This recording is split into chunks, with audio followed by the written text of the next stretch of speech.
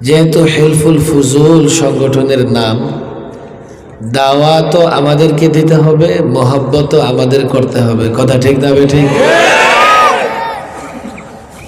এমন হলে চলবে না। একজনের নাম রাখছে লাল মিয়া, দেখতে কুচকুচে কালো, আছে না নাই? নাম হবে হেলফুল ফুজুল, আর কাম যদি হয়ে যায় হেলফুল শয়তান, তাহলে তো লাল মিয়া নাম রেখে কালো মিয়া। দাওয়াত আমাদের দাও, মহব্বত আমাদের করতে হবে, কাজও আমাদের সঙ্গে করতে হবে। কথা ঠিক না ঠিক? যেদিকে নোট সেদিকে ফুট হওয়া যাবে। পোস্টার দেখলে কষ্ট হয়, ভাবছি যে নামগুলো পড়ুন, পরে চিন্তা করলাম শুধু একটা মাহফিল লাগবে নাম পড়তে, বাদ দিলাম। কয়টা নাম আর পড়ব? হেলফুল ফুজুল, হেলফ আমরা বাংলায় কিন্তু বলি হলফ নামা, বলি কি বলি না? হলফ মানে কি? হলফনামা দেখেন না? হলফনামা মানে কি? অঙ্গীকার নামা। তাহলে হালফ শব্দের অর্থ হল অঙ্গীকার। অঙ্গীকারের আরেকটা বাংলা আছে কি? বলেন, অঙ্গীকারের বাংলা কি? অঙ্গীকারের বাংলা আরেকটা বাংলা আছে শপথ। শপথ আছে না নাই? শপথ মানে, তবে এক্ষেত্রে আমরা আরবিটা খুব ভালো পারি। আরবিতে কি বলে? কসম। কি বলে? কসম করি না আমরা? কথায় কথায় কসম করি কি করি না?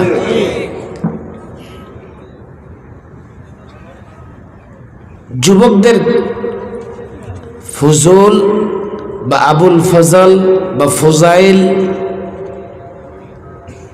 আরবের কিছু যুবকেরা মিলে, আমি নামের পেছনে পড়ব না, কিছু যুবকরা মিলে একটা অঙ্গীকার করেছে, শপথ করেছে, কসম করেছে। এবং ওই যুবকদের যখন অঙ্গীকার কিংবা শপথ গ্রহণ করানো হয়, তখন সেই যুবকদের মধ্যে রসুল আকরাম সাল্লাল্লাহু আলাইহি সাল্লাম ছিলেন। এই যুবকেরা হলফ করেছিলেন, শপথ করেছিলেন, মক্কায় যেন কেউ কারো উপর জুলুম করতে না পারে, নারী নির্যাতন যাতে না হয়, কেউ যাতে নিগ্রহণের শিকার না হয়। তাহলে আমি যদি হেলফুল ফুজুল সংগঠন করি, আমারও অঙ্গীকার হতে হবে সমাজের যত ধরনের জুলুম, নির্যাতন, বৈষম্য আছে, এগুলোকে দূর করার অঙ্গীকার আমাদেরকেও করতে হবে। সমস্যা আবার ভিন্ন জায়গায়। বৈষম্য দূর করতে করতে একেবারে সাম্যের জায়গা পর্যন্ত শেষ করে ফেলে। গ্রামের মানুষ না আপনারা? অনেকে দেখবেন যে হাল চাষ করে লাঙ্গল দিয়া, নিজের ক্ষেত হাল চাষ করতে করতে আইল পর্যন্ত উঠাই ফেলায়, আছে না নাই? অনেকে খাতে মই দেয়, আপনাদের দিকে দেয় নাকি? আমি দেখি না 30 বছর ধরে, আমি তো 30 বছর ধরে এই গ্রাম ছাড়া। মই দিতে দিতে নিজের ক্ষেত মই দিতে গিয়া পাশের ক্ষেত মই দিয়ে ফেলে, আছে না নাই? খুব ভালো কাজ করে না? বৈষম্য দূর করতে করতে সাম্য পর্যন্ত দূর করে ফেলতেছে। এটা আবার কেমন কথা? কালকে একজন নারী, সামান্তা শারমিন মনে হয় তার নাম, আমি এগুলোর প্রতিবাদ করি নাই। কে কি বলবে? সব প্রতিবাদ করলে রাস্তায় চলতে গেলে ডাইনে ভাই কত রকমের ঘেউ ঘেউ শব্দ শোনা যাবে।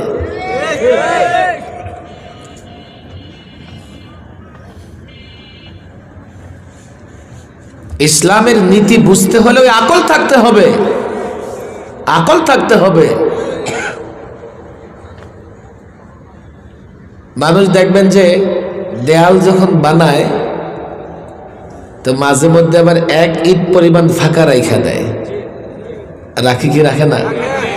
না দেখবেন পুরা দেয়ালটা একেবারে ইট দিয়ে মাইরা দেয়, জানালা না, জানালা ছাড়াও মাঝে মধ্যে একটা দুইটা ইট ফাঁকা রাখে। কেন? এখানে বাঁশ ঢুকায়া যাতে ছাদের কাজ করতে পারে, দেয়াল উঁচু হয়ে গেলে সে কাজ করতে পারে। হ্যাঁ যুবকরা শোনো, একজন যদি ফাঁকা কেন, তার বুঝার ভুল, বুঝতে পারে না সে করবেটা কি। ইসলাম সাম্যের ধর্ম। সাম্য মানে এমন না যে 10 ফুট উঁচা ব্যক্তি যেই শার্ট পরবে 3 ফুট উঁচা ব্যক্তি সেই শার্ট পরতে পারবে। সাম্য কি ছিল? সবার এক রকমের শার্ট কাপড় দিয়ে দাও। ওরা সাম্য বুঝছে, সব সমান করে ফেলো। আরে দুজন পুরুষের মধ্যে কি সমান অধিকার আছে? সচিবালয়ে যে চাকরি করে সে সরকারি গাড়ি দিয়ে চলে, আর প্রাইমারি স্কুলের মাস্টার জিন্দিগি তো সরকারি গাড়িতে উঠতে পারবে না। একজন 18 তলা 20 তলা বিল্ডিং এ বসবাস করে, আরেকজন ঝুপড়িতে বসবাস করে।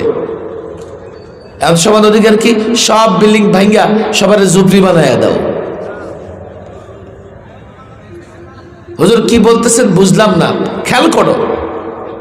লিযাকারি মিসলু হাজ্জিল উনসাইন, বাবার সম্পত্তিতে নারী যা পাবে পুরুষ পাবে তার ডবল। বাবার সম্পত্তিতে কন্যা যা পাবে পুত্র পাবে তার ডবল। কথা ঠিক না বে ঠিক? অনুর্বর মস্তিষ্ক, মাথাটা পুরাটা গোবর দিয়া ভরা। তার বক্তৃতাই শুরু করতেছে যে সম্পত্তিতে সমান অধিকার নিশ্চিত করতে হবে। এগুলো কি দিয়া বুঝামু?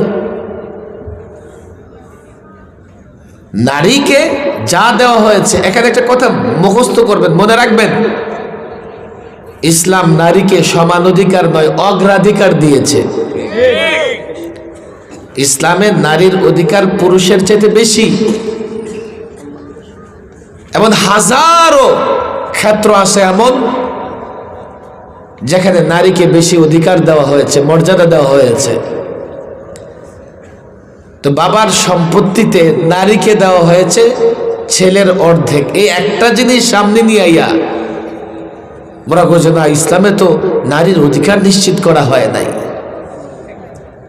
হাজার জায়গায় যে অগ্রাধিকার দেওয়া হয়েছে ওটা তাদের মাথায় নেই। আছে তো গোবর, থাকবে কেমনে?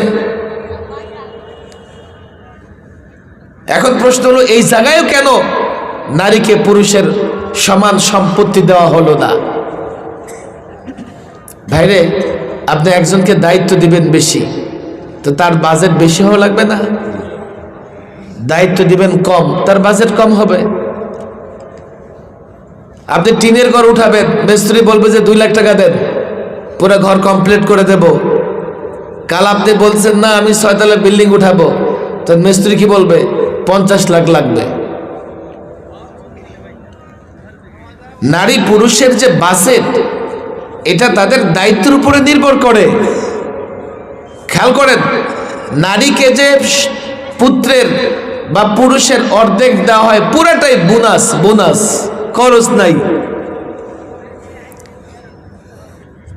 নারী যখন কন্যা, তার ভরণ পোষণের দায়িত্ব তার বাবার উপরে। নারী যখন স্ত্রী, তার ভরণ পোষণের দায়িত্ব স্বামীর উপরে। খেয়াল করে দেখেন, তাহলে এই নারীর খরচের জায়গা কোথায়? আর পুরুষ সন্তানের ভরণ পোষণ, স্ত্রীর ভরণ পোষণ। আবার আমাদের সমাজে ট্র্যাডিশনালি মা বাবার ভরণ পোষণের দায়িত্ব পুরুষের উপরে থাকে। এর বাজেট না হলে কি রাস্তায় নেমে ভিক্ষে করবে? নারীর তো যা পুরোটাই ডিপোজিট থাকতেছে। বাজেট অনেক সময় দায়িত্বের উপরে নির্ভর করে। সমাজ এবং সংসারের দায়িত্ব নারীর তুলনায় পুরুষ বেশি পালন করে। দৈহিকভাবেই নারী এতটা সক্ষমতা রাখে না যে সমাজ এবং রাষ্ট্রের সব জায়গায় সে দায়িত্ব পালন করবে। বুঝে আসে না? আরে একজন পুরুষ দুর্বল হলেও 10 জন নারী তার সঙ্গে টিকবে না। আল্লাহ বানিয়েছে নারীকে যেমন করে তেমনই তো হবে। একজন দুর্বল পুরুষও 10টা-20টা নারীর সঙ্গে লড়াই করতে পারবে। দায়িত্বের সক্ষমতাও পুরুষের বেশি। একটা জায়গায় তারা দেখে আগে সম্পত্তিতে সমান অধিকার নিশ্চিত করতে হবে। বলবেন হুজুর একটা জায়গায় তো আছে, করে দিলেই তো হয়। দেখেন আল্লাহ তাবারক ওয়া তাআলা কিছু জায়গা এমন রেখেছেন যেখানে আপনাকে চোখ বন্ধ করে তার আনুগত্য করা লাগবে। কেন? আপনি গোলাম, আপনি তার বান্দা।